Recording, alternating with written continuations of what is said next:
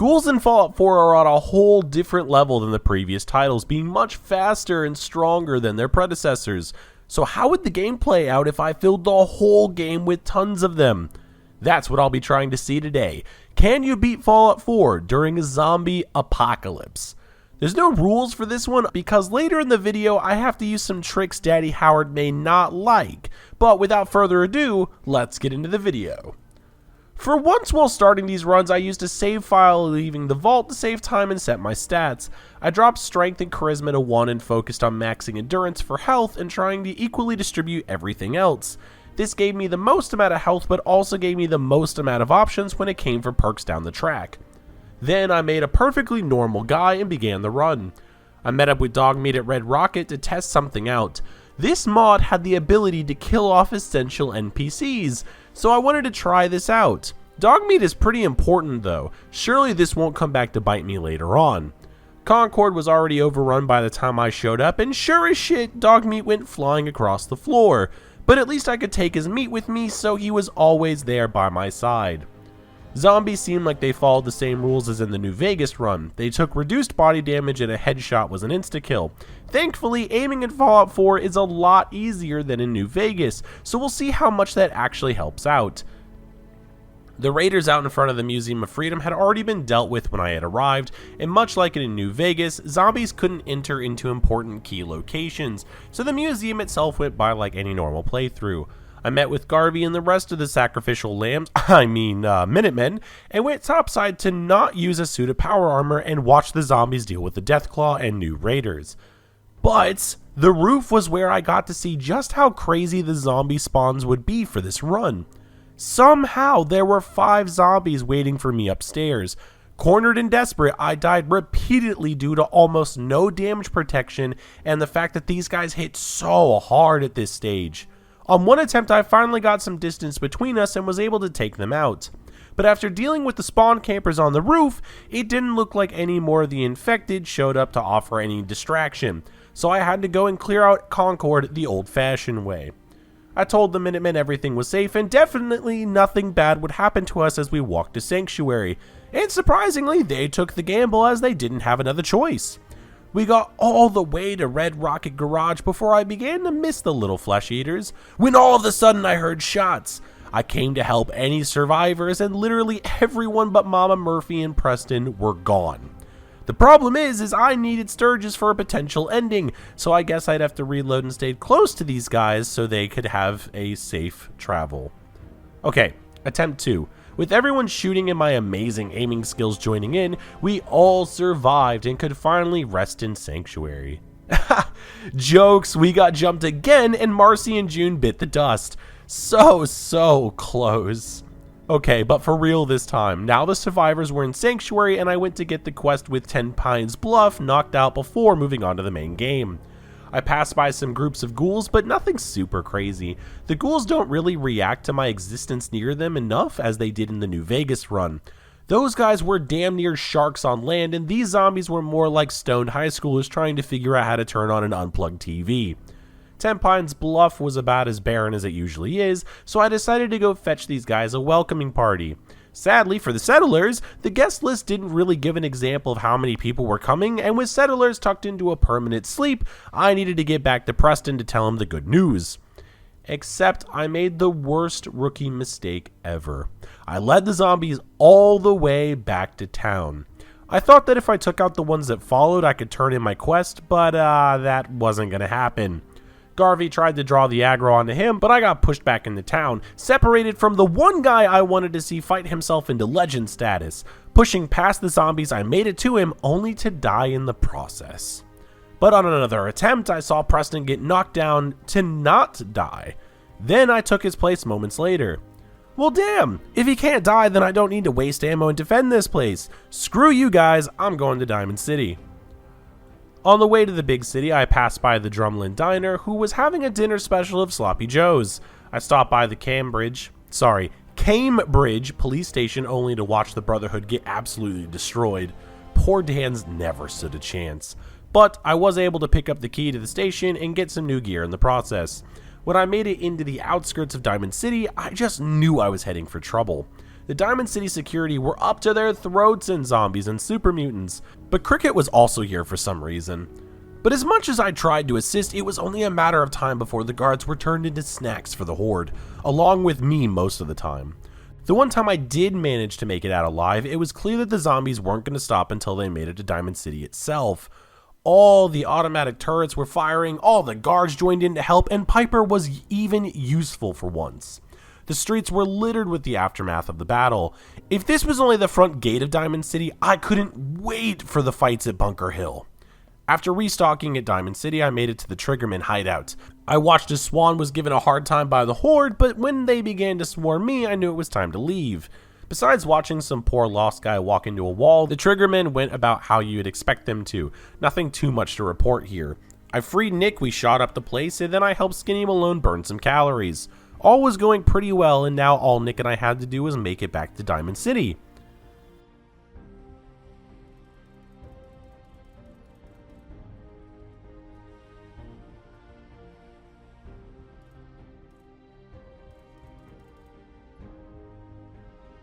Oh shit.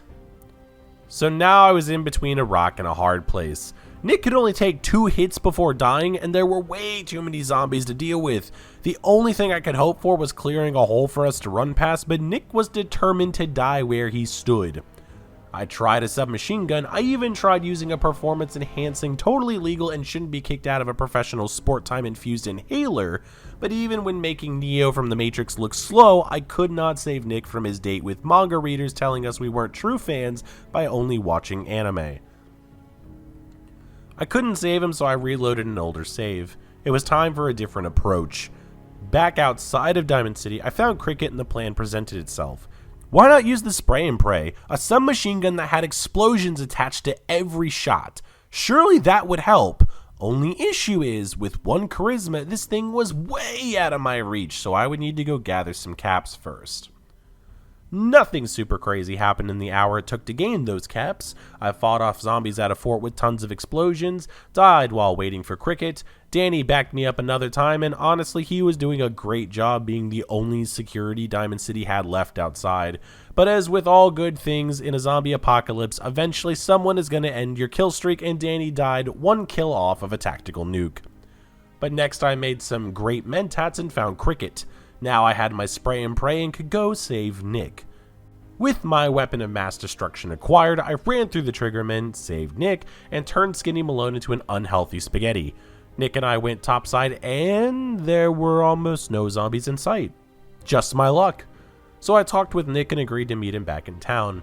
I'm sure I could have teleported to Diamond City and save a walk, but I didn't want to take a chance. So I took the Institute's best attempt at Rick Deckard and got to work showing him around the town. The best part of this adventure was the fact that the spray and pray was the best weapon for a zombie apocalypse. Either I hit the headshot or the explosion did. We made it all the way to where the brave security guards were ripped to pieces, and Nick decided instead of running up the street to town, he would stay and fight off any zombie that showed up on the minimap. Not that he could see them, mind you, but if he even got a tingle in the synthetic hair on his balls, he was determined to fight to the death. Maybe if he didn't have the health of an elderly person on their deathbed with their young spouse waiting to take all their fortune, I'd be alright, but this was just getting ridiculous. Nick, Ellie's waiting for you to just go home! Nick just waited around after a while, and I figured that this man had a death wish, so I ran to Diamond City and went straight to his office. But to no one's surprise, Nick used his magic to beat me here, and then he didn't do anything? I took a gamble and reloaded to save to conserve ammo, and Nick still made it safely. Only issue is, he was sitting in Ellie's chair and not talking to me. I reloaded again, and the same thing happened. The next quest just didn't update, and then I remembered something. Dog meat is needed for the next quest to find Kellogg. Right. Well, I guess I'm starting over. So I set my stats to roughly the same as before, made a Dune Man guy, ransacked a bunker and sanctuary for some gold, ran around Dogmeat to make sure nothing bad happened to him, visited the usuals, stopped by a police station, watched the brave umpires duke it out with the Horde, made some drugs, sold everything I had to a closet crackhead, shot up some gangsters with a spicy pew-pew thing, saved your mom's special toy, shot his boyfriend, and made it all the way back to Diamond City. I don't think I missed anything. With us back inside Nick's office, I at least got the continuation of the quest to find Kellogg, but Nick kept sitting at the wrong seat, and if I tried to talk to him, he would just spout random nonsense. Same with Ellie, these guys weren't cooperating at all. I reloaded a couple times, I even sat in Ellie's chair to force Nick to move over, and nothing changed. I tried attacking Nick to move him, and then the entirety of Diamond City attacked. All I wanted to do was have Nick sit in the right chair.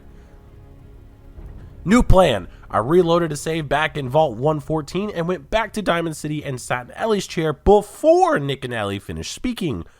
But this didn't stop Nick from kicking me out of the chair and taking my spot. So I asked you guys what you thought about console commanding in the next step, and it seemed like everyone was okay with it. So I found a console command to kick the quest into gear, and it did nothing.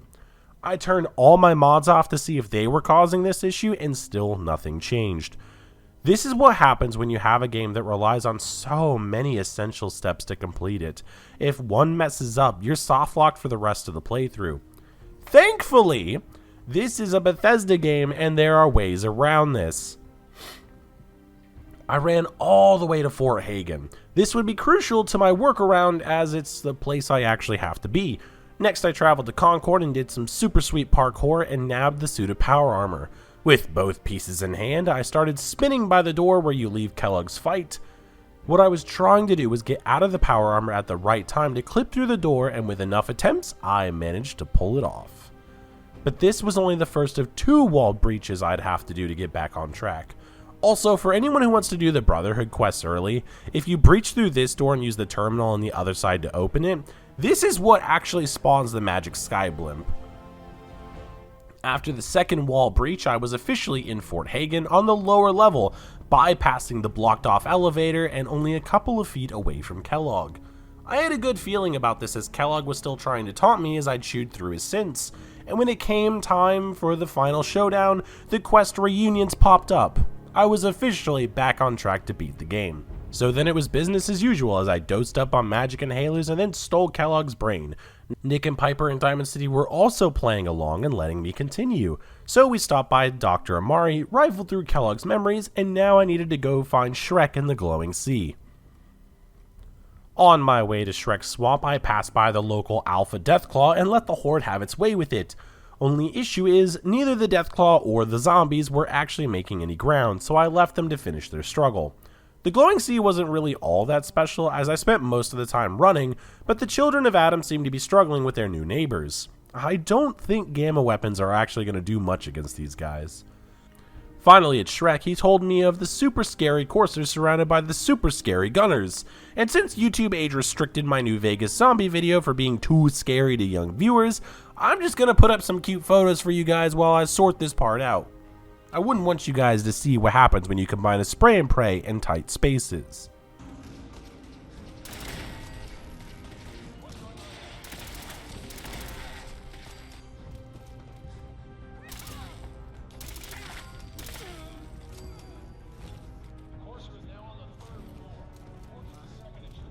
With the Corsair chip in hand, I made my way to the railroad to have them decipher the chip, but I'm way faster at doing this, and since I'm not going to be doing their ending, cue more cute photos.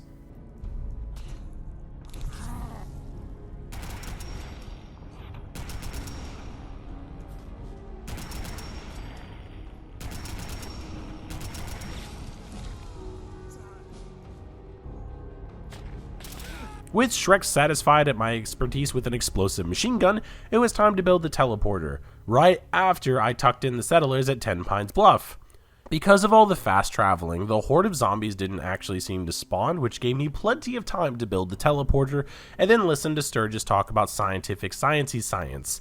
Now inside the Institute and away from open ears, I told Father I would help him overthrow the government and begin circulating currency with our faces on it in exchange for 51% of his company.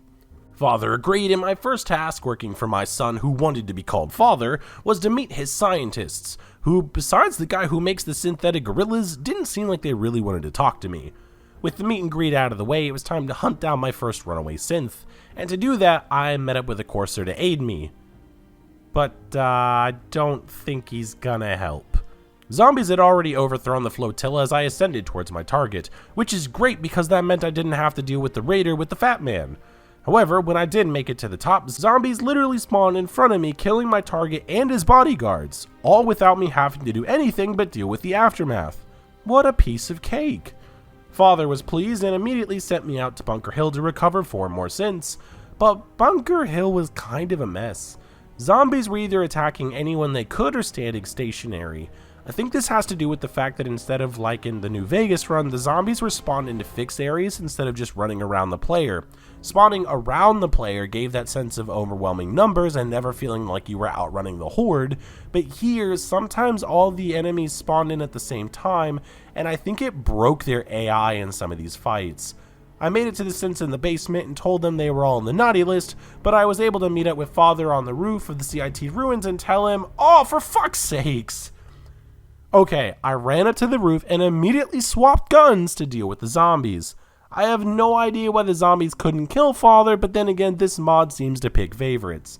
Father was pleased with my work at Bunker Hill and invited me to a meeting to discuss the other 49% of the company. If Father was to mysteriously get blasted in the face at some point in time, I would take over and run the Institute. Whether into the ground or into the future, who knows what's in store for us. But before any more running around, I made sure to stock up on ammo.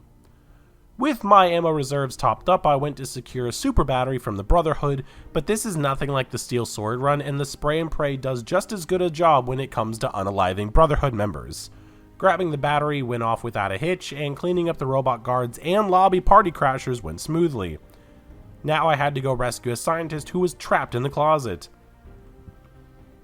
Normally, before you make it into the house, you have to kill a pack of gunners, but the zombies took them out before I arrived, and then the unthinkable happened. I passed a medium skill check to calm the scientist on a charisma of 1. I must have confused the hell out of the man to where his only choice was to just come along with us and hope for the best. And of course, Father heard about this and assigned me to terrorize the Commonwealth with a speech. It came out sounding like bees who are more messed up than SpongeBob and Patrick at the Goofy Goober, but it got the point across.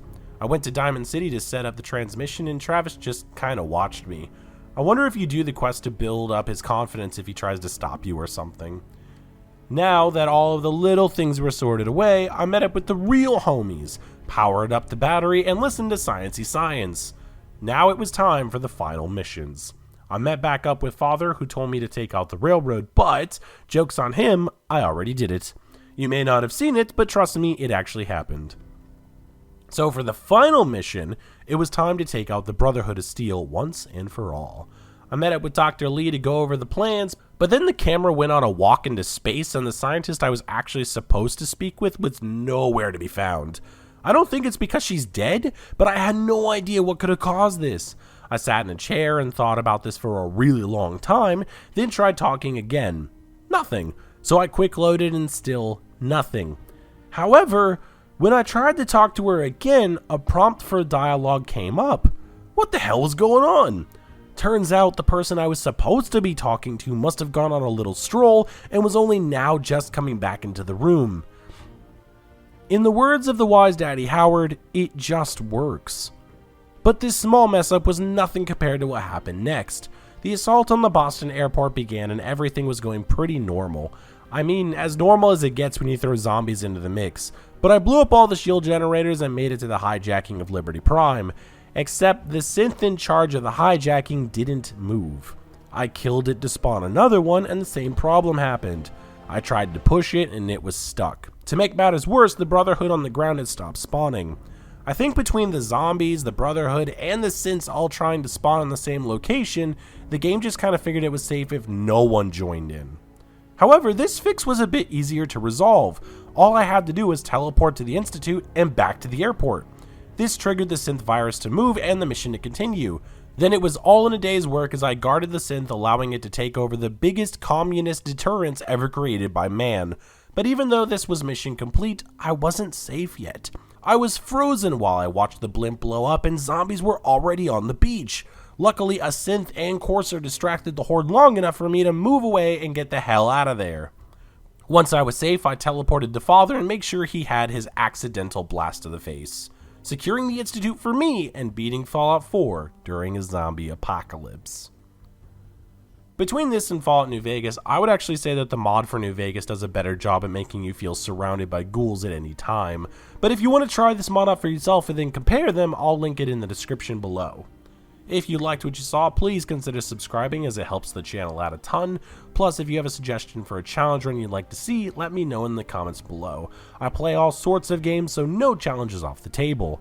I want to thank all of you that watched to this point, and as always, I have been Chris from Crisis Gaming, and I will see you on the next one.